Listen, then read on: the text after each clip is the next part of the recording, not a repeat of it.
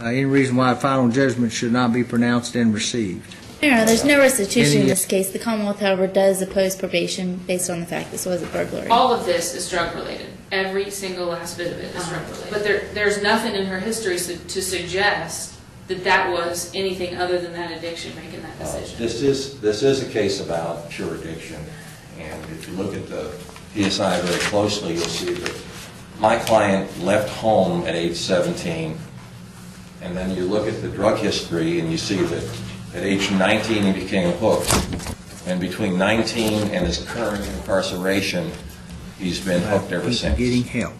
It is terribly frustrating to me that we have repeated offenses over a number of years, and there's always probations and stuff, and you know, nobody wants to get any help at that point. But then they come up here to circuit court, and everybody wants help. You take a 13-year-old girl, and I don't know exactly what happened. I remember the guilty pleas. The PSI talks about threatening her with something. I mean, you know, you don't do that to a daughter. Even if it's not your daughter, you don't do it to a 13-year-old girl. I mean, you know, give me a break here, guys. This is offensive. I mean, this is awful. In respect to Ms. Reynolds, the court's given due consideration of the nature and circumstances of the crime, the history and character of the defendant. I have seriously considered probation. I've seriously considered drug court and incarceration. The court believes it's important and necessary for the protection of the public. Probation be denied. Substantial risk defendant will commit another crime during any period of probation or conditional discharge. Defendants in need of correctional treatment that can be provided most effectively by the defendant's commitment to a correctional institution.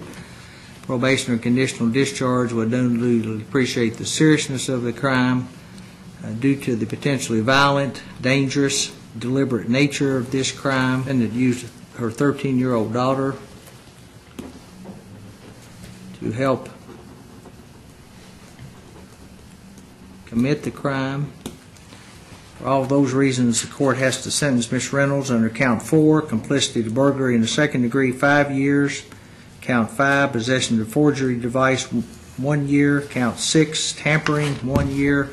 Count 7, criminal possession of forged instruments, second, 1 year. Given due consideration to the nature and circumstances of the crime, the history and character of the defendant, I've strongly considered probation and drug court and incarceration. The court also believes that it's important and necessary for protection of the public. Probation be denied as to Mr. Wilson for the following reasons. Substantial risk defendant will commit another crime during any period of probation and conditional discharge. Defendants in need of correctional treatment that can be provided most effectively by the defendant's commitment to a correctional institution.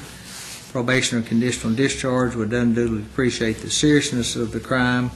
So not only the burglary deal, but the counterfeiting and all that, due to the violent nature, dangerous nature, deliberate nature of the crime. For all those reasons, the court will have to sentence Mr. Wilson as to count 4, complicity to burglary in the second degree, 5 years. Possession of a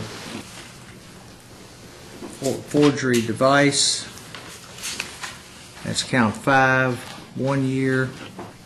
Tampering, count 6, 1 year. Possession of a forgery device, that's count 5. Really do wish you all the very best. I hope when you get out that we can get this thing straightened out.